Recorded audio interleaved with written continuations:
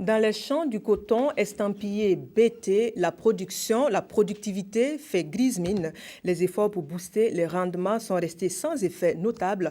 Et à l'heure du bilan, les experts de la firme américaine Monsanto n'ont pu que constater l'échec avec les producteurs. À présent, il est question de prospecter d'autres moyens de relance. Les précisions sur le sujet sont de Sylvestre Da. Les 5 ans d'expérimentation du coton BT au Burkina, au centre de ces échanges entre les chercheurs de la firme américaine Monsanto, géniteur de la technologie, ceux de l'INERA, l'Institut de l'environnement et des recherches agricoles et les acteurs burkinabés du secteur agricole. Une occasion de dialogue direct mis à profit par les producteurs et les sociétés cotonnières pour exprimer leur insatisfaction quant à la qualité de la fibre du coton BT. Ils trouvent également que la plante est trop fragile face à l'attaque des insectes et des mauvaises herbes. Des échanges jugés fructueux par les chercheurs qui disent avoir pris bonne note. Les croisements qui sont en cours, ça va permettre, en tout cas, vraiment urgemment pour le bonheur des producteurs pour corriger ce problème-là.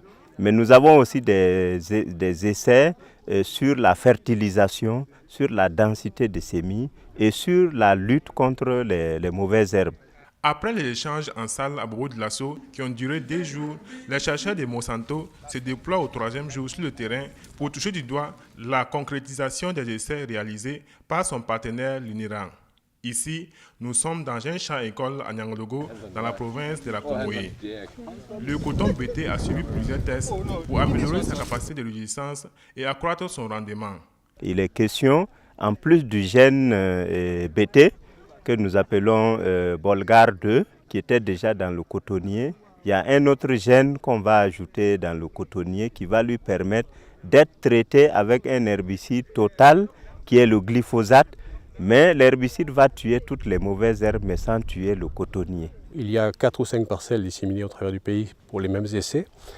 Le futur de ces essais-là, c'est les résultats qui vont nous permettre de progresser encore dans l'amélioration des qualités technologiques et l'amélioration des rendements, donc l'amélioration économique et l'amélioration de la vie de tous les agriculteurs du Burkina. L'INERA, qui dit rencontrer d'énormes difficultés dans la réalisation des expérimentations et dans le suivi des producteurs sur le terrain, demande à être beaucoup plus accompagnée par la firme Monsanto. Au vu de la réussite du coton BT, la firme entend les jours à venir expérimenter d'autres variétés de coton au rendement meilleur.